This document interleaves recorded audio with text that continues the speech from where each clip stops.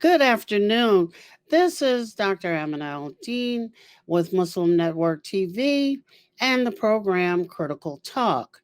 Um, I often start off the show talking about I was thinking about, but this is a case where I was trying not to think about politics. Even though it's one of the elephants in an exceptionally large room, we have to continue to keep our eye on the political scene. As usual, I have with me Professor Scott Hibbard, who is a regular commentator, and he teaches courses on American foreign policy, Middle East politics, and international relations. And we keep him focused on politics in the U.S. He's been at DePaul since 2005 and has written a lot of books. You can go on DePaul's website and look him up. With us today, we also have Dr. Laith Saud, who earned his PhD at the University of Chicago and has co-edited books with both Scott Hibbard and Aman Dean. Currently, he is the executive producer of the Chicago Monitor. And I kept those bios short because it was too much for me to read, and I am anxious to get to my darn questions. Thank both of you for being here with me today as I try to go through what I think are some pressing questions. And one is about Biden, who thankfully I haven't seen a lot of on TV.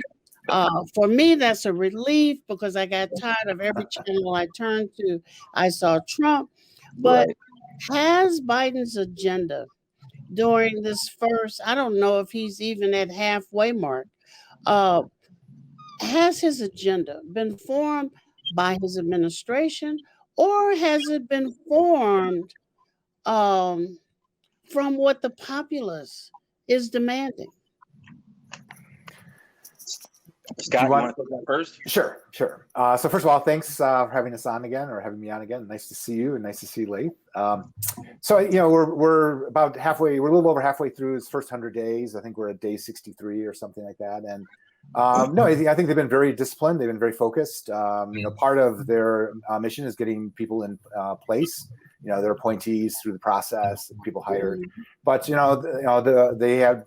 done really remarkably well with the COVID vaccine rollout. It's just night and day from where we were 2 months ago. And then, of course, the economic stimulus plan that was passed recently, huge victory for the administration, and really, again, kind of, it solidifies, their policy initiatives. One last comment on this. There is always an element of reactiveness. And if you saw his press conference today, a lot of the questions were reacting to the situation on the southern border, the mass shootings. These are not the issues that he wants to be talking about. He'd rather be talking about the vaccine rollout and the economic stimulus. But so there's always an element of public opinion that is going to be, buffeting the message. Laith? Yes. First, I want to thank you, Amanda, for having me on. I want to thank Scott too for joining me. It's really great to see both of you as well. Good. Ironically, today he gave his first press conference, right? Which, I mean, it's like first of all, today? That was today. Yeah, today. So the timing of this conversation couldn't be more perfect. And my first response was like, "Oh, good, he's alive." Okay. Not funny. We've been living at Weekend and Bernie's for the last couple months, where we're not quite sure if maybe, all facetiousness aside, but he, I think to Scott's point, they have been pursuing an agenda that they did articulate pre-election. I don't think that it's been ad hoc. I don't think that it's been based on the whims of the population. In fact, I think if he appealed to the left as much as the right claims he does, that his policies would not look quite the way they do. I think they're still relatively moderate, mild. I don't think so. I think that it has been formed by a pretty standard understanding of what the Democratic Party in the past has enacted politically. Yeah. Well, I think I'm going to come back to that Democratic Party mess because it seems like a coalition of the unwilling to me. But let me go back to what the populace is talking about. And I think they're only talking about it because the media is pushing some stuff. But I think that there are also a host of real concerns. And one of those is humanitarian. The other seems to be, and I don't know if it's legitimate or not, capacity. From some, I'm hearing, oh, the United States can take in the whole world. It has enough money and land and resources to do that. From the other side, I'm hearing that not quite. And from people living here, especially minority communities, it's like you've made a ceiling for us, and now you want us to be happy about your letting the world in. From a third side is, how do we even think about populations who are willing to send their children in? And you get all kind of bad press for sending your children in to fight the battles that you as an adult should fight, but who perhaps have I don't know, the greatest chance of surviving the battle. How do we parse all of those sides? I mean, what are possible solutions? How do we think about them without being callous? As usual, Amna, you ask tough questions. There's a lot there. Let's kind of pull it apart, and Yeah. I'll begin by just talking about the situation on the southern border right now. The reality is most people are being turned away. There's a lot of claims that the border is open. It's not. It's very difficult to get into the country. And we also need to make a distinction between people who have rightful claims. If you are fleeing persecution, you have what they call well-founded fear, you can make a petition for asylum at the border. And under law, you have to be let in and be given a hearing. Many of the children that are coming across are precisely in that situation. So what the Biden administration is trying to do is, like, they recognize that many of these people will be sent back for a variety of reasons. They may not have a well-founded claim, but you want to treat them humanely. And so you see a huge shift between the way in which the Biden administration is dealing with the crisis than from the Trump administration, which just basically either put people in tents or kick them out. But I think the larger issue, and I think we really need to kind of keep in mind, is that the crisis is really not in the southern border. The crisis is really throughout Central America. That if you look at the two places where people are really coming from, it's Honduras and Guatemala. Honduras, the president of Honduras was recently indicted for cocaine trafficking by a U.S. federal court. And they refer to the Honduran government as a collapsing or crumbling narco state. The government either can't or won't protect the population. So many of the children are being forced into the drug trade, into gangs. So they're fleeing that. And similarly in Guatemala, the people are fleeing. I mean, people don't want to come, but because of the economic situation there and the corruption within the state and climate change, people can no longer make a living on as a subsistence farmer. So they're migrating north. So until you really deal with these deep structural issues, you're going to continue to have people showing up on the southern border. Yeah, if I could piggyback on that a little bit. So three things actually. The first thing is nothing in Biden's policy drove the crisis. It was in the perception of what his policy was going to be that's currently driving the so-called crisis on the southern border. Right, the border is not open. By and large, infrastructurally, it has remained the same as during the Trump administration and even administrations before that. So he is implementing some immigration reform. The American Citizenship Act of 2021, which he announced and introduced back in January, I think this past week, the House passed two bills that weren't quite as ambitious as what he stated he wanted to do back in January, but they're addressing DACA. They're addressing workers, like largely agricultural workers who work on farms and things like that throughout the country, who happen to be undocumented. The other thing I want to address is the humanitarian issue. Because it's obviously deeply, deeply important. But one thing I want to do, just to introduce to the conversation some criticism, or at least a more critical paradigm of way of thinking about it, is let me defend conservatives for a moment. Because I don't think the idea that people don't want immigrants coming to their country is particularly unique to white Americans.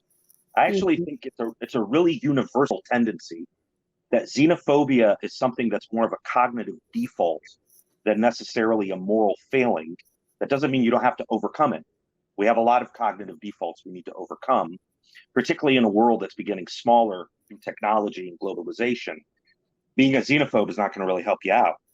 However, the impulse to resist immigration, I think, is more universal than sometimes people on the left are willing to admit or concede in these kind of conversations. Right. So if we go back to 1986, when Ronald Reagan passed perhaps one of the more ambitious immigration laws, and Scott could probably talk more to this than I can, there was a deal made essentially between the Republicans and pro-immigration folks, right? The deal was, we're going to grant amnesty to millions of immigrants, but we're going to tighten up the border, right? Now, conservatives don't perceive that as actually have happened, but it was part of a deal that allowed things to happen. So we do have to understand the sides to this if we want to get something actually done. Yeah, if I can kind of add on this, because Laith is making some really good points. That we historically, as a society, we've had a very schizophrenic attitude towards immigration, because at the end of the day, everyone's from somewhere else, right? Yes, absolutely. And also,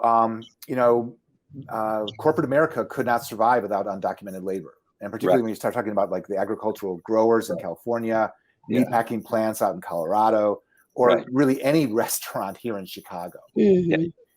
It's just, so on the one hand, we're saying, we can't hire them fast enough. But by the same time, we say, oh, no, you can't come. And it's just, and this is, one of the idiosyncrasies of this country. Now, and this gets back to the kind of Laith's main point. One of the reasons why there's so much anti-immigrant sentiment is when, people from Central America and Mexico come work in the meatpacking plants in Nebraska, they change, the nature of the community. Right. And that generates a certain amount of backlash. Like, who are all these people? They don't speak English.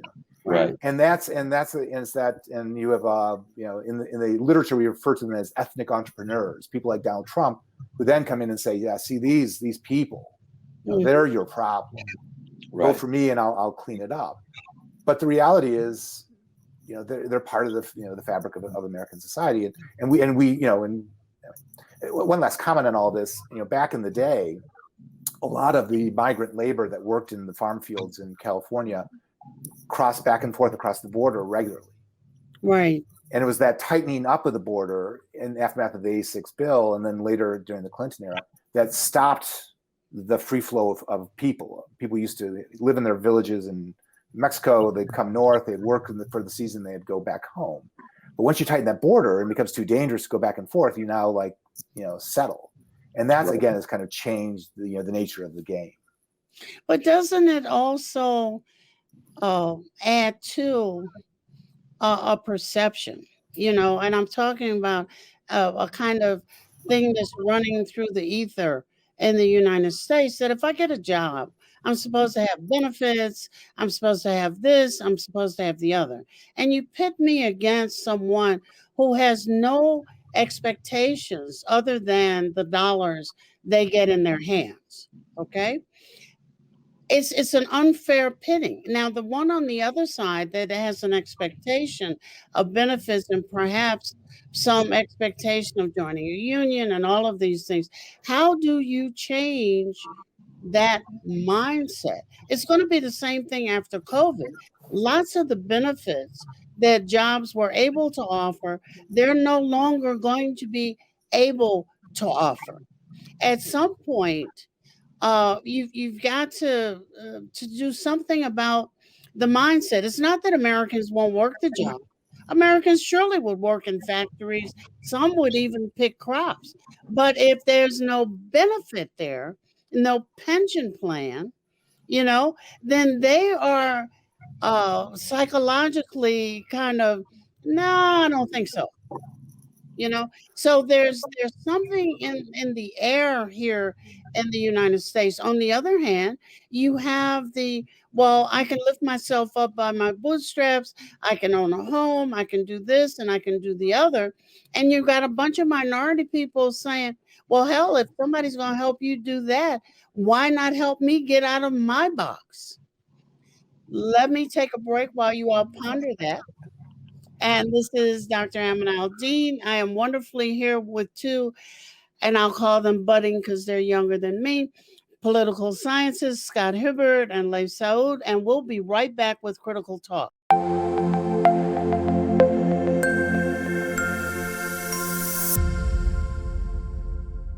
Billboards are popping up all over the country with an... Our neighbors don't realize that Muslims are absolutely opposed to ISIS. Salam. My name is Abdul Malik Mujahid. I'm an imam in Chicago. 16 shots! No me! No justice! No me! So how do we bring up the energy which can really have an impact on the world?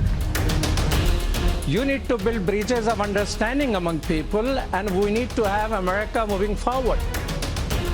That lesson learned brought the strength of humanity to America, which is the diversity.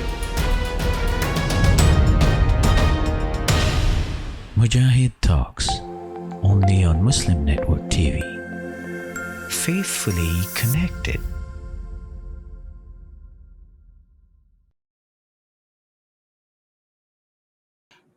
This is Dr. Amanal Dean on Muslim Network TV, and on the program Critical Talk.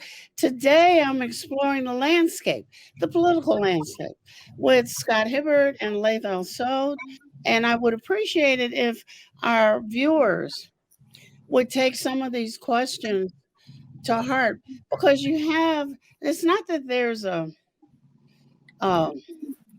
unfathomable series of sides to be on here, but you do have, and this is a question I asked earlier this week, is we have groomed Americans to benefits. The rest of the world is not necessarily groomed to benefits. We talk about people trying to get immigrants taking jobs that Americans won't work. That's not true all the time.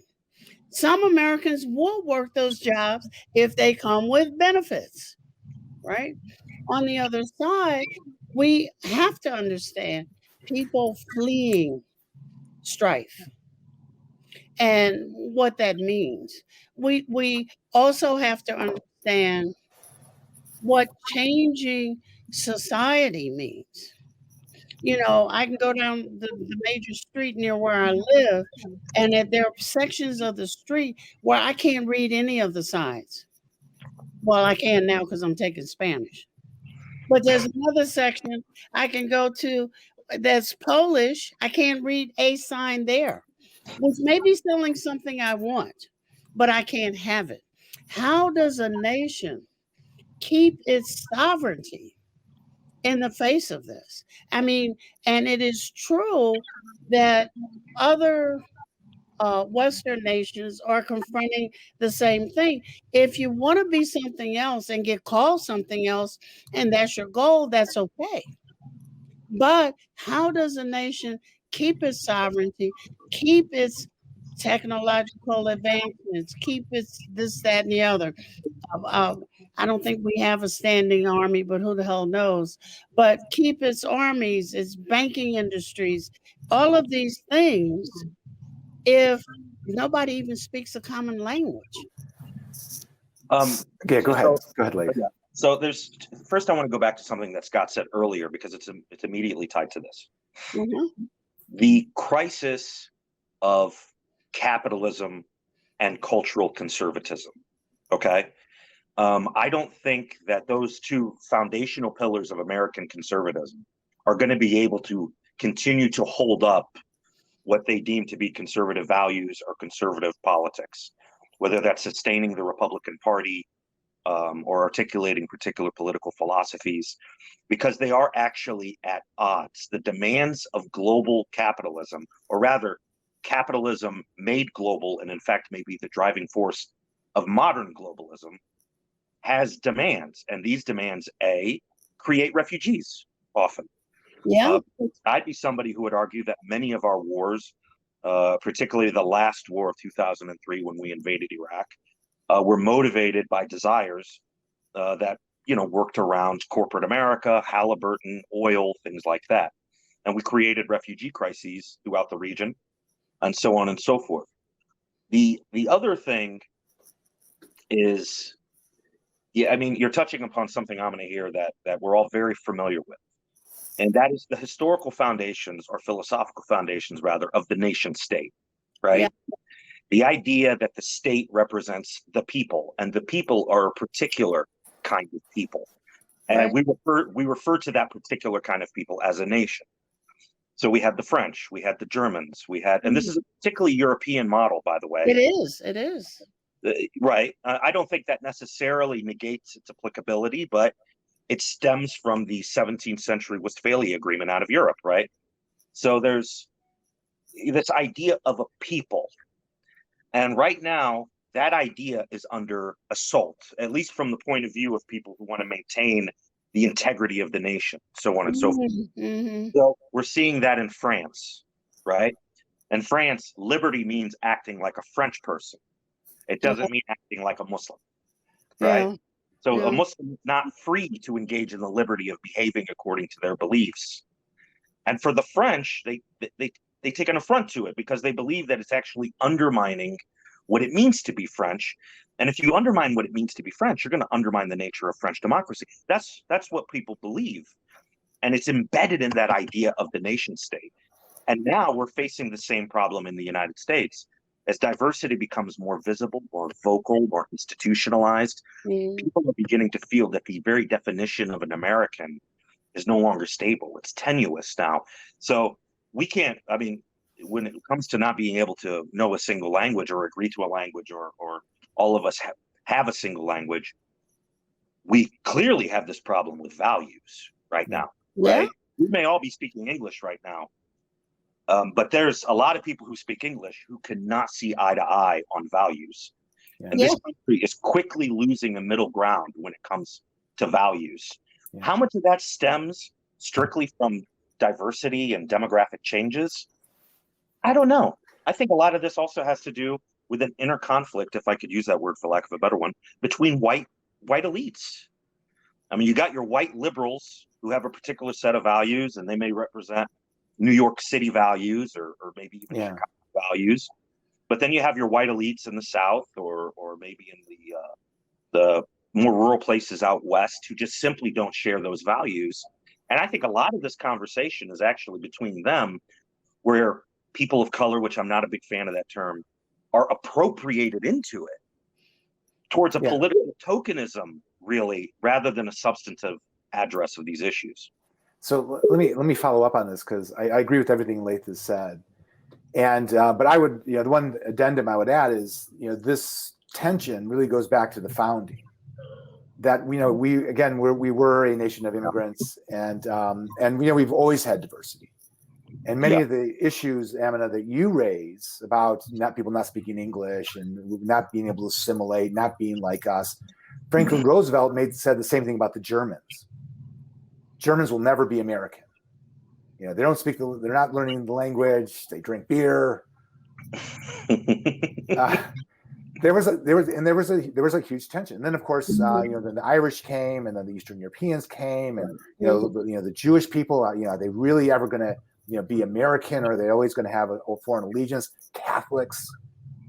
Right. So in many respects, in many respects, these issues. When John F. Kennedy was running for president, he had to go down to Dallas and speak to all these evangelical ministers and say, my loyalty is to the United States. It's not to the Pope. Is that the same trip he got shot at? No, no.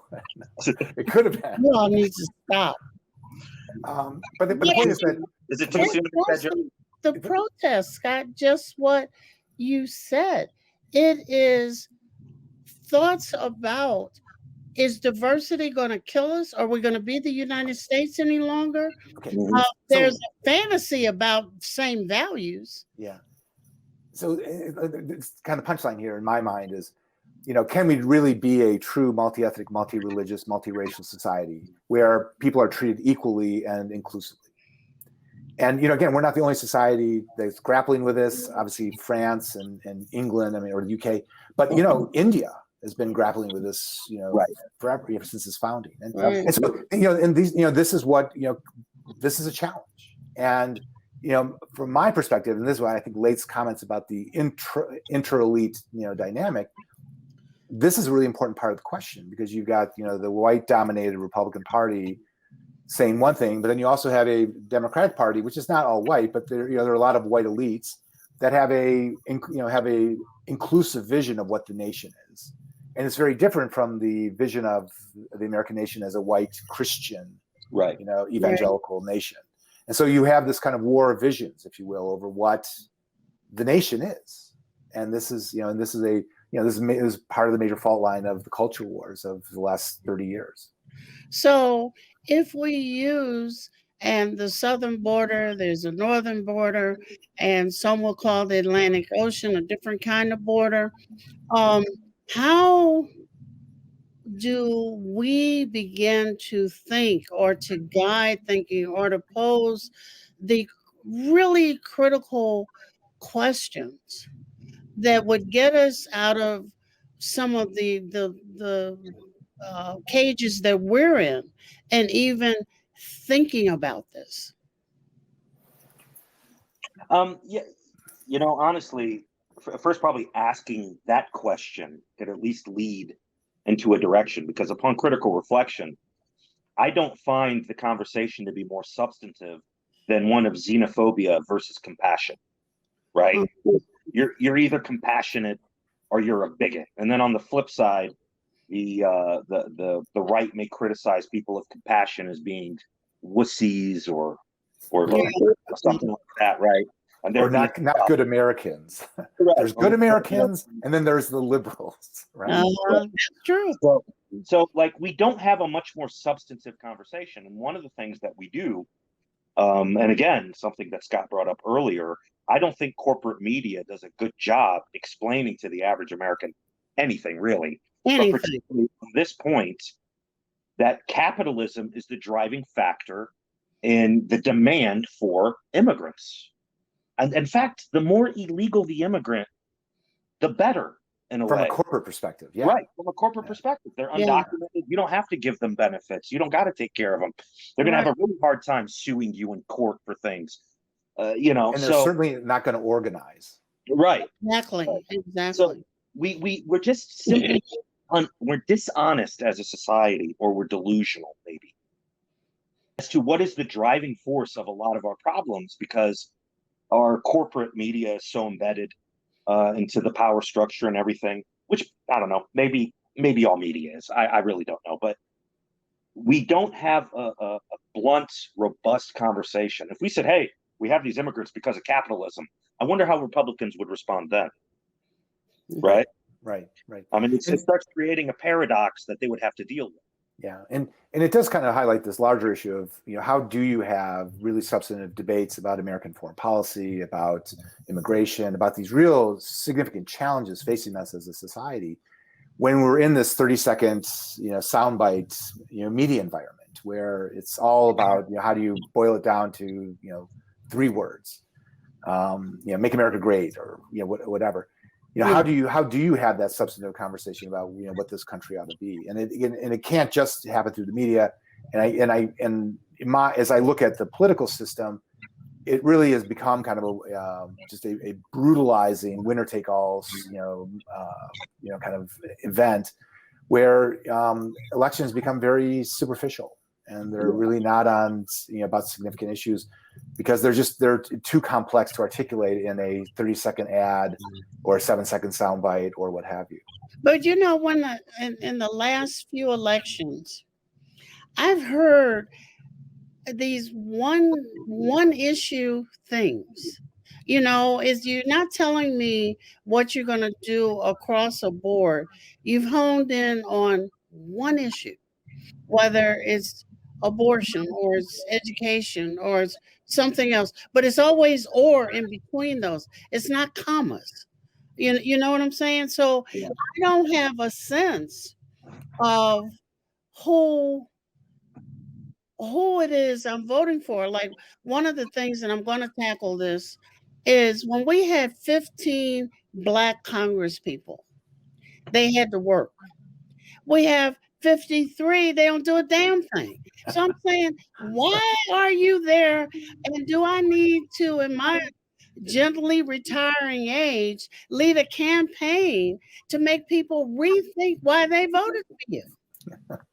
You know, so I'm trying to learn how to watch. I've seen a government who is, and I know it has to move slowly in dealing with issues like the insurrection into the Capitol, and Congress people who aided and abetted, and policemen who aided and abetted. But I want to hear about it.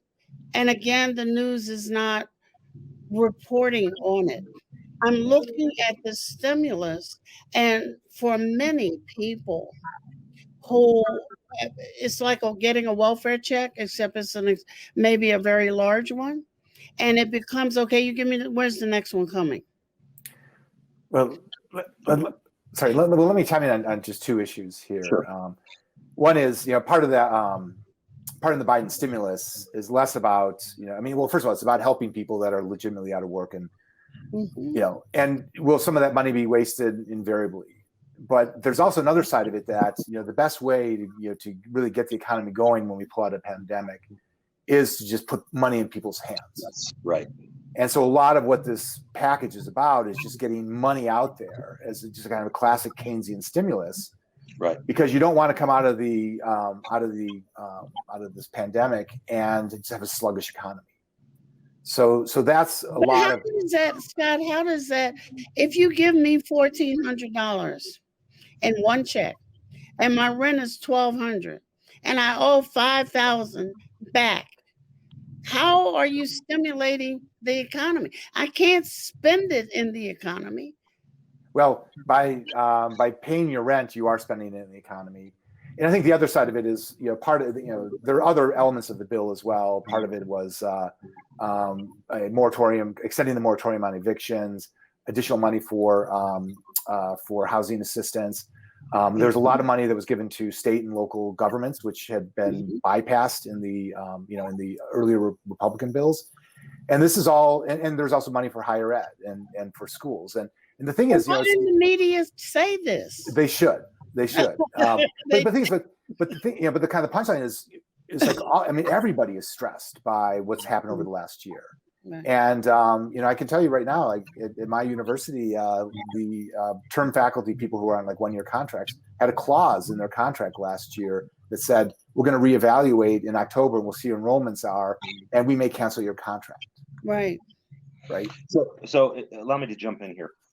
There's several things to address. The first thing is, I actually understand Amina's point about if I got a $1,400 check and I'm handing it over to the landlord, these landlords are increasingly themselves conglomerates, right?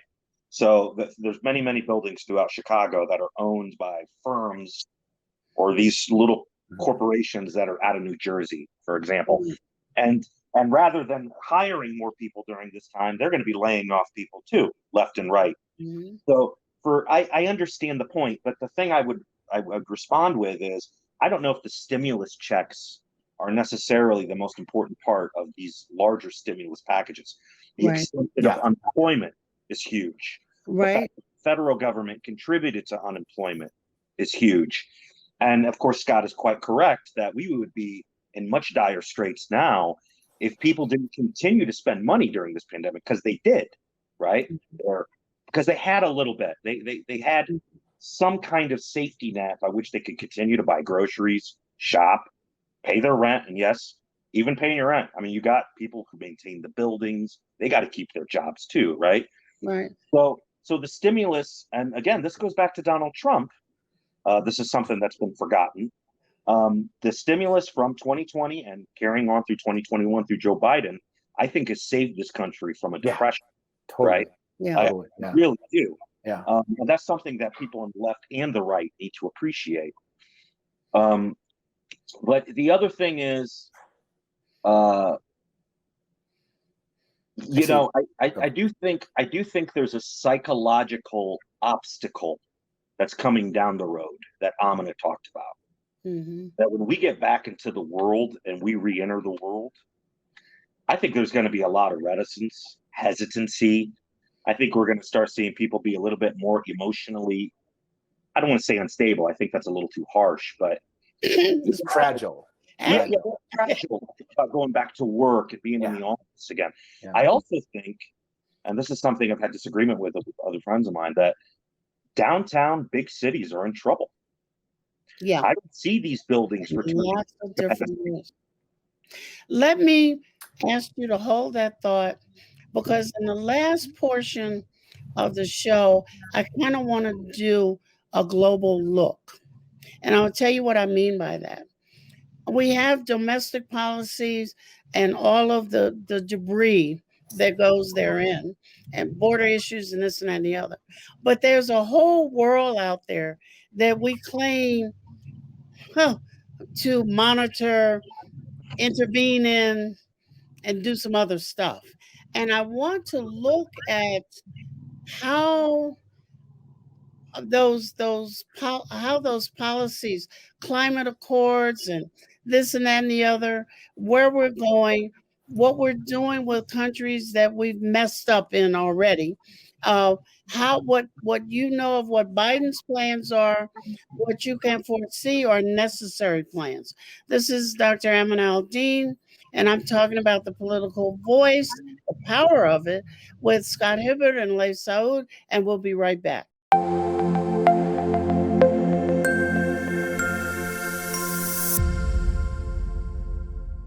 Assalamu alaikum! I love Adam's World because it makes me learn in a fun way. That Adam has a green face and orange hair. I like this song. I like how Adam sings. I like Adam's World because it makes me happy.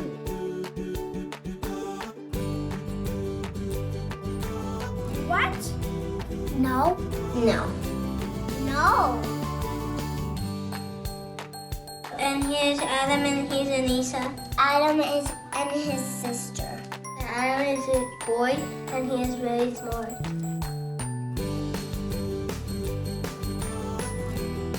Download the new Adam's World app at adamsworldapp.com and let's help tomorrow's Muslims today.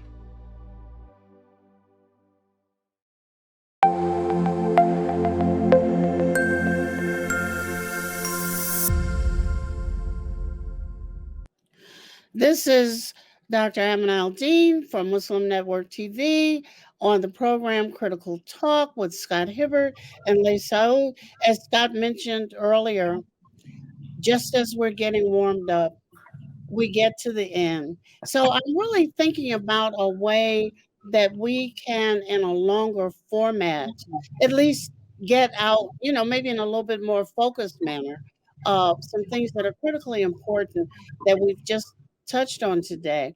But I know that foreign policy is also important. It's important with regard to all the wars we've we've directly influenced, whether it's Iraq or Syria or it's climate accords or all of these other things. And I'm going to be a little quiet because I need to get some education here. So take whichever one of those things you want to take first, and I'm going to take notes. Do you want to go first, Laith, or do you want me to go? Well, what are you going to talk about? Which one are you going to pick on? Well, I got a couple of issues. Let me throw out a couple just really quickly. Go for it. Yeah, just go back for it. So when you talk about public policy, I'm going to hold off on foreign policy for a minute, but you look at in this society, there's like 2 or 3 things I think just actually have to happen. One is we need to have a more coherent industrial policy. Because going back to your earlier issues, like, why is there such wide disparities between rich and poor? What about the working class Americans who don't have jobs, don't have gainful employment? Like, how do we actually deal with that?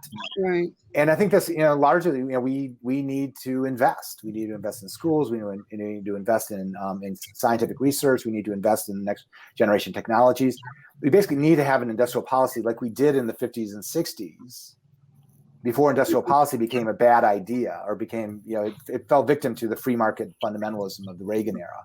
Right. But the thing is, we're competing with other countries that have industrial policies, that finance, investment in solar, research in solar energy and in quantum computing and things like that. The Chinese, the Japanese, the Germans, we're not going to be able to compete in this, in this global arena if we don't have that policy, if we don't have that, that kind of industrial policy. And part of this is also, investing in our infrastructure.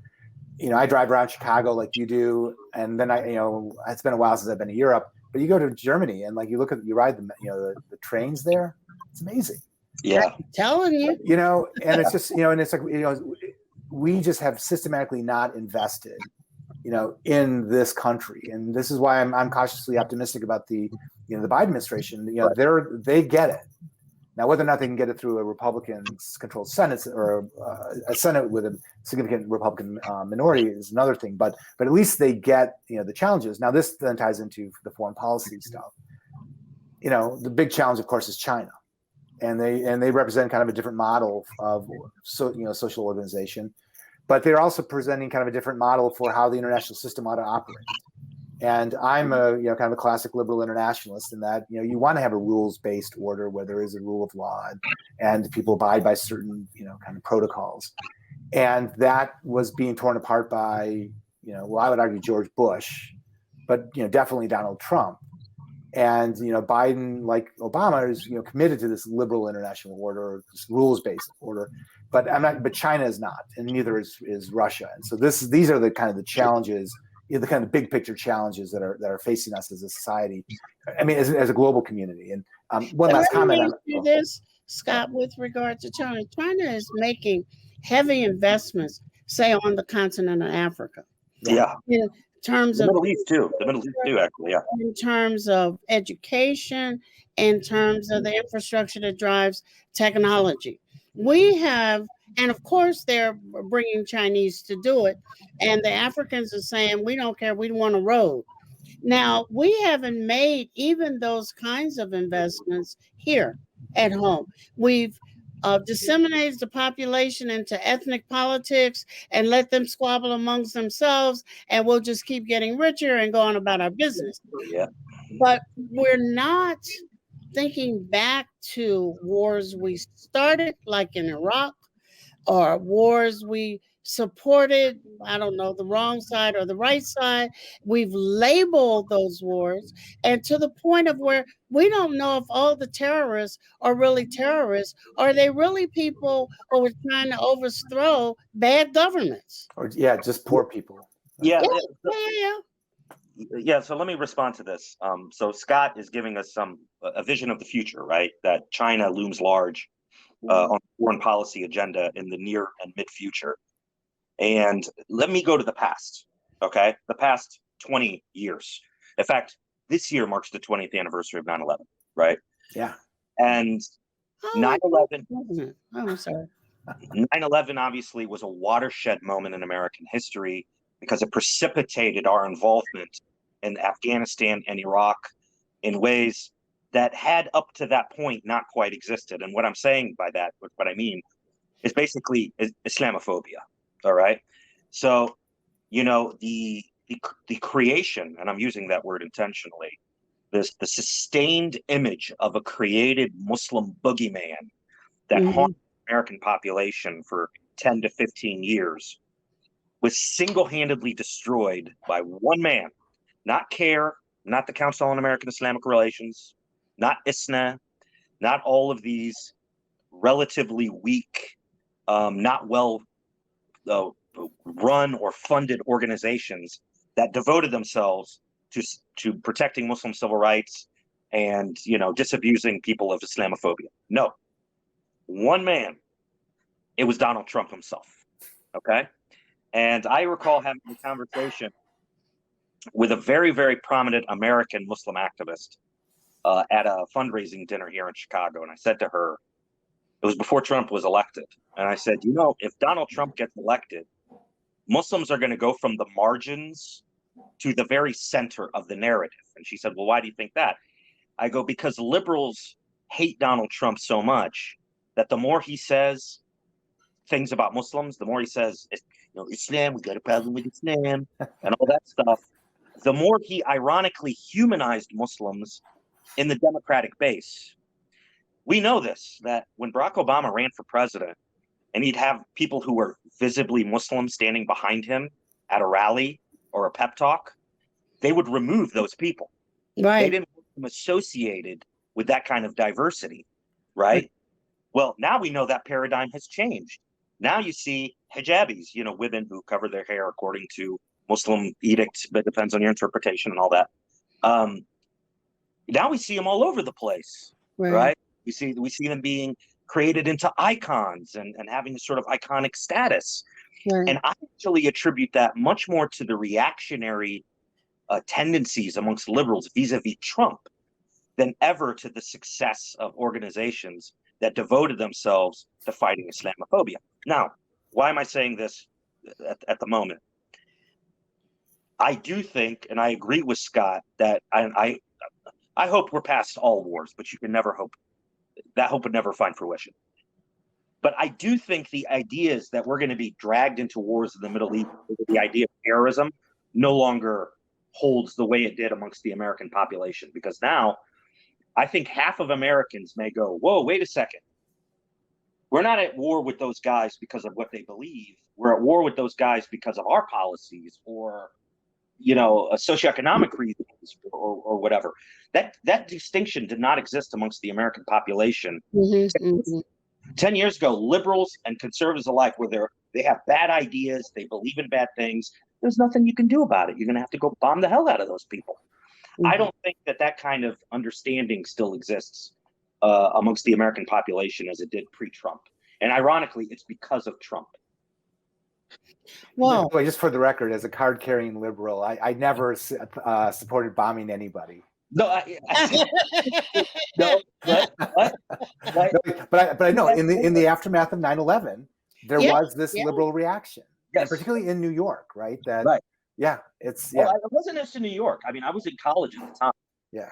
And I had liberal professors who all of a sudden shocked me with their enthusiasm about invading Iraq. I mean, they were right plugged in, man. They were like, people in Afghanistan are Muslim, people in Iraq are Muslim. They all believe in this. Let's together.